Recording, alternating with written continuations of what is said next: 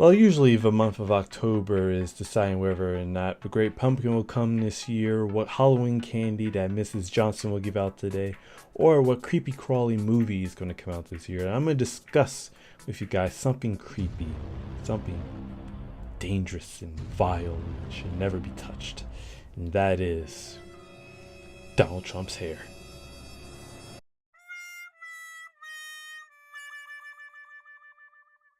Alright, I kid. We're not actually going to talk about that. But we're actually going to talk about is what the hell happened in October. There was a lot of stuff that happened. We got new video games, new consoles released, console wars reignited that we really don't care about because PC Master Race always. So that's what I'm going to talk about. I can't cover everything that happened in October, but I'm going to talk about the things that you should really care about. So let's go ahead and get started.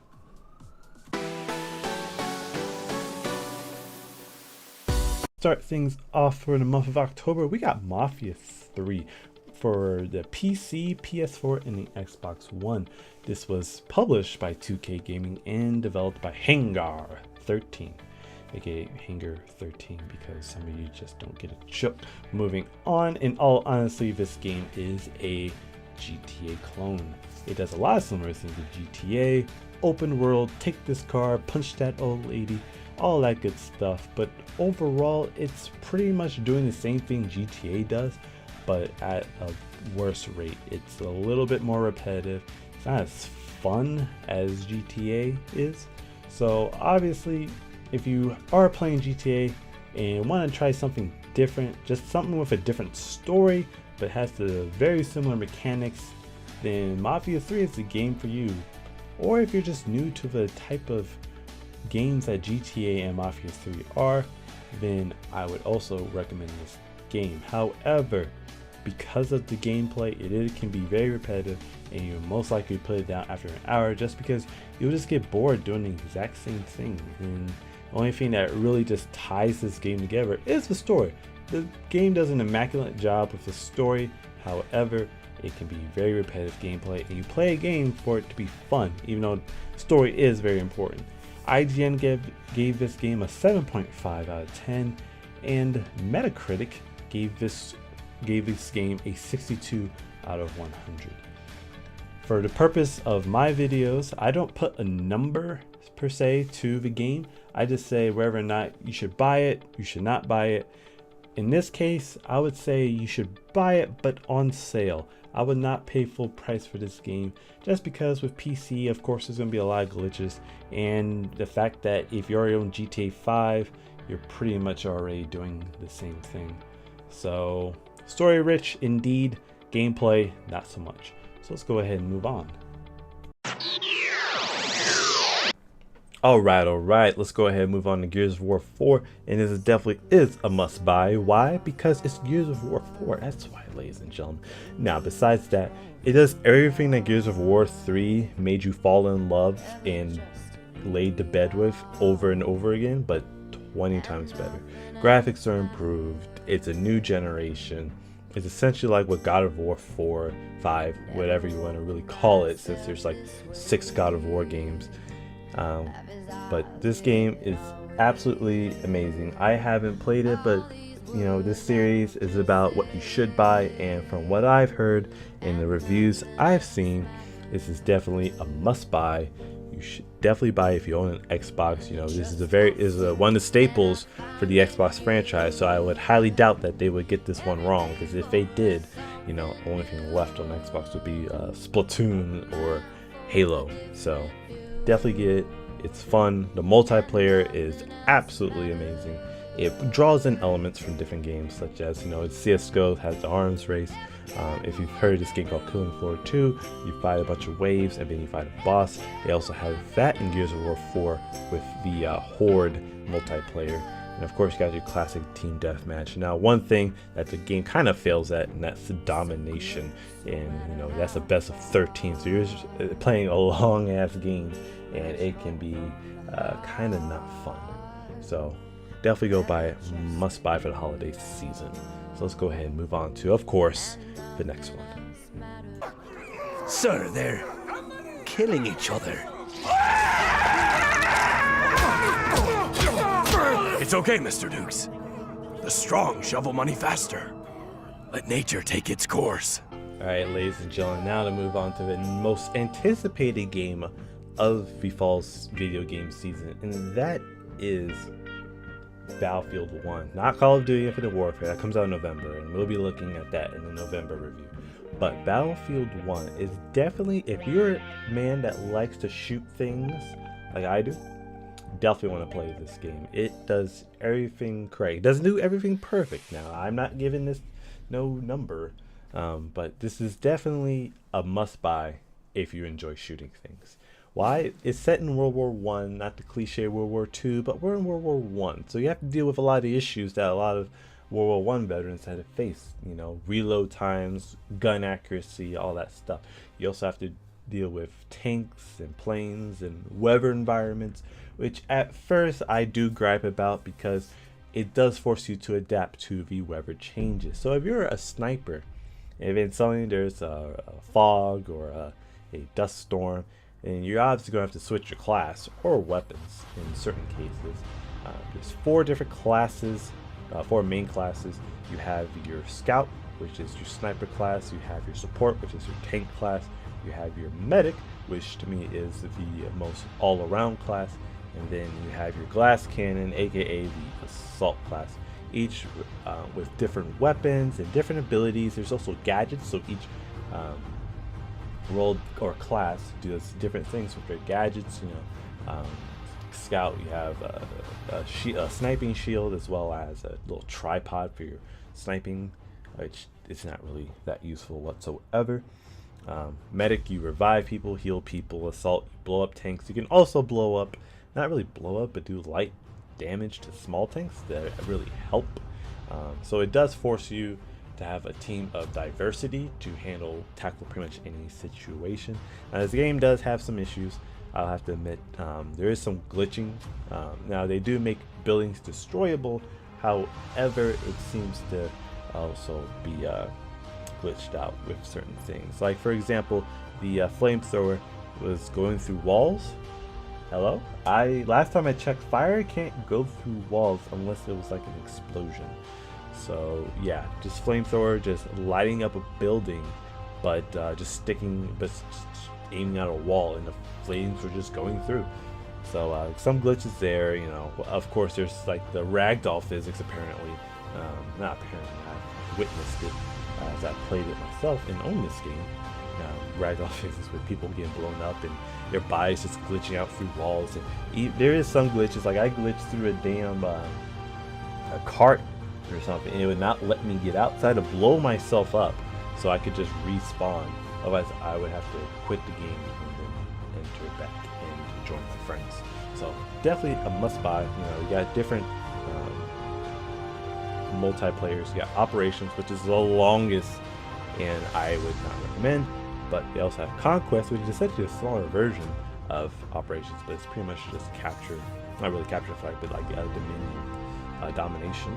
You also have Rush and Domination, actually.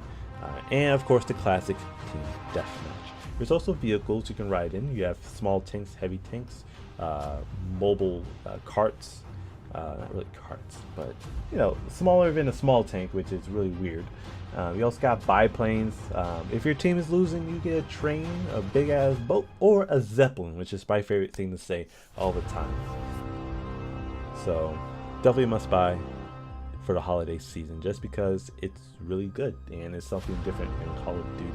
I have nothing against Call of Duty because I haven't really played the game except for the beta. But let's go ahead and move on to the next one. Next, of course, we have Dragon Ball Xenoverse 2. Now, if you're a Dragon Ball Z fan like I am, you're definitely going to pick up this game. Now, they do make a lot of improvements from the first Xenoverse game, which I thought was pretty good, but still had some quirks. Like load times every time you move to a different part of the hub world. Well, none of that is there now. We actually fixed a lot of the load times, and the game looks a lot better, a lot more detail. Looks like I'm actually in a Dragon Ball Z anime, you know, even though you know, my favorite character Gohan becomes a little B, but that's for another discussion. But create your own character just like in the first game, but with some added tweaks. You know, it's a lot better, a lot more flushed out, as one reviewer called it, and is a better experience. However, it's still a lot to be desired. Still a lot more, I feel like a lot more customization that could have been done, since we are in, you know, the year 2016, and I feel like customization, if you're going to allow someone to create their own character, should have a lot more features. But you know, the gameplay can be repetitive, so if you're not really a Dragon Ball Z fan, you might want to stay away from it, because you'll probably get bored with it, because the fighting is just punching and kicking. But if you're a Dragon Ball Z fan, you know, you don't care about that. You want to punch and kick as much as you want, and Kamehameha ways left and right. So definitely a must if you're a Dragon Ball Z fan. If you're not, but still interested in the game, I would wait for it to go on a Steam sale, which probably this winter season, as the holiday Steam sale is fastly approaching. So that's all the games I want to talk about for this video. In terms of games that came out and you should probably play now and buy, let's go ahead and talk about other stuff that happened within the gaming world. Alright, so we can't talk about things that happen with video games in the month of October unless we talk about Xbox and Nintendo and Sony either throwing out when they're releasing their products or releasing their products. First off, we're going to start with the Xbox S, or Xbox One S, or the Xbox Slim, or whatever the S is really supposed to mean. Definitely not Scorpio, because that's supposed to be their super high-end version that's still inferior to a PC, but we're talking about the Xbox One S. Now, I'm going to give credit where credit is due, even though I am part of the hashtag PC Master Race. The Xbox One S is very, very appealing. I've heard from my co-worker, who I will not be named for legality reasons and just because you guys don't know who he is, and says he enjoys the heck out of it. Big improvement from his Xbox One. Now, this Xbox One S seems to do a lot of things that the PS4 Pro is going to either fail to do or might not live up to the same potential, and that is it can play true 4K gaming. It can play true 4K discs, so it does have the ability to play 4K discs, where the PS4 Pro does not, unfortunately. So if you're thinking about upgrading, maybe you held off on the Xbox One for some reason. It's like, you know what, I'm just wait for things to go on sale. Maybe a better one, you know, 1.5 version will come out and it'll be better than the 1 version. Well, in this case, 1S, so I guess the 1.S version. And you are correct, this one is definitely a must buy for $299 and more powerful than the original Xbox One. I was about to say S, the original Xbox One with the stupid Kinect thing. I definitely say you should buy this if you're looking into the console market and looking into Xbox specifically. You know, it does have some games that are worth buying, such as Gears of War 4, which we just talked about. And of course, you can't go wrong with Halo, Call of Duty, FIFA, Madden, all those good games that a bunch of us nerds watch. We also got the Nintendo Switch announced for us. That's not going to come out till 2017. However, the long anticipated, what the hell was Nintendo going to call their new console? And we got the Nintendo Switch. Different from Nintendo NX, which I guess you could call the NX as next gen or whatever, or next Wii U next. So they're kind of killing two birds with one stone. I talked about this in my video, so I'm not in my previous video of reaction time video, which I'll have a link down below for that. But this one, I'm not going to say too much. I definitely look forward to it. It's definitely going to be interesting. I don't know how I feel about the little sliding controllers things, but it definitely makes it more portable, which it seems like what they're really aiming for, since they currently just dominate the console market in regards to handhelds. You really don't see a lot of people buying an Xbox One portable, which doesn't exist, or the PS Vita that was also the main competitor to the Nintendo 3DS and Game Boy. But with the Vita, it seems to just have fallen out, maybe due to Sony's lack of ability to pay attention to their products and really give something people want. But regardless, we also got the PS4 Pro announced, which is also Sony's 1.5 version of the PS4. We also got the PS4 Slim, so I believe it does the exact same thing as the regular PS4, even though this thing is PS4 is actually already pretty small, So making it slim size without really creating too many improvements. PS4 Pro, definitely, if you're looking to buy a PS4 for some reason, if you don't, a lot of your friends are on PS4 and you want to get a PS4 as well, then I would say definitely get the PS4 Pro, just because it will be a more powerful console. It does not, however, can play Ultra HD discs, unfortunately. That is a kind of a bummer, since Sony owns the patent for that. So the fact they didn't include that in their PS4 Pro, it's kind of even though the PS4 has sold more than the Xbox One, I still feel like they're kind of gotten a little bit lazy. You know, they hit it off great with their previous PS1 or PSX, PS2, and PS3, but PS4, software wise, has a lot to be desired for the marketplace. It's just not as good as PS3 in my opinion, but that's for another video. So let's go ahead and move on to the final topic for this video, because I don't want to make it too long. Now, when I saw this trailer, I just had to have it in this video. This video is actually going to end with the console stuff, but holy crap, was this trailer that we got from Kingdom Hearts was absolutely just amazing. It's even though, you know, we're like, oh, okay, we've been waiting for Kingdom Hearts 3 for like 10 years now, Square Enix, stop flipping whipping it out and slapping us in the face and then putting it back in. I mean, we want more, but holy crap, was this trailer just absolutely amazing. There's a lot of important points in this trailer, actually. It kind of changing things up and really determining where the hell Aqua is really at.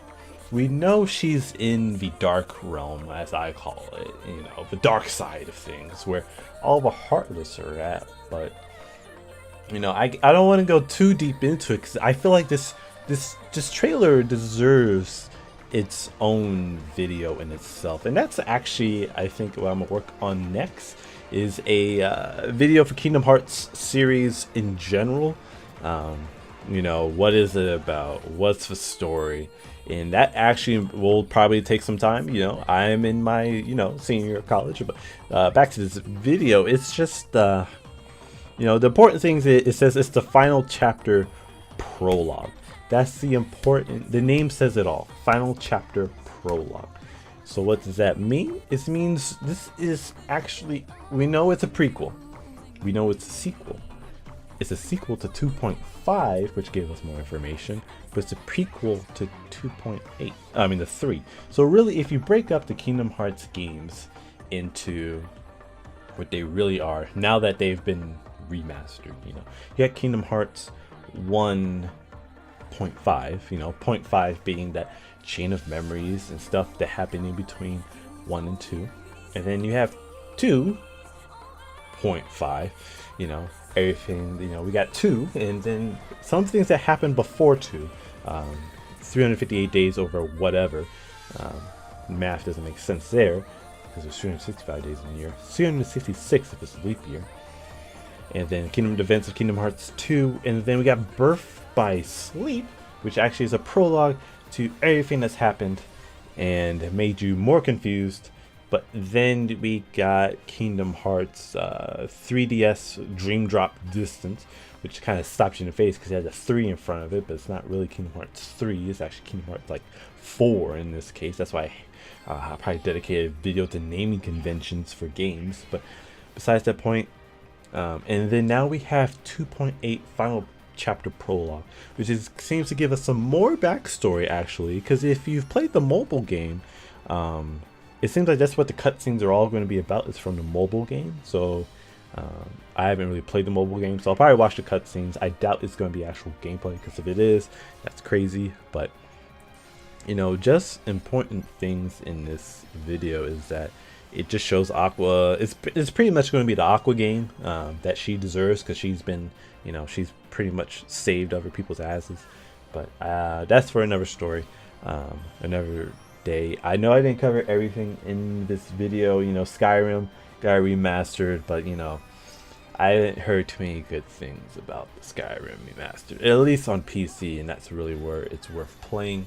But I kind of hear mixed reviews, especially since you know, with the remastered, Skyrim was already a pretty graphics heavy game, and now remastered made it even more graphics heavy. So I've heard a lot of people who could play on high has now play on low, so the game definitely has to be tweaked. But this video is long enough. Next time we meet, we'll be in the Kingdom Hearts universe, and we're going to do a reaction time, or actually we might do a why so popular, why is Kingdom Hearts series so damn popular. I was King Shaka. This was my review of October. We've had laughs, we've had excitement, and we had some shitty games, but we had some good games too. And we mainly just covered the games you should have bought and games that mattered to me. So thank you guys for watching. I will see you guys in the next video. Peace.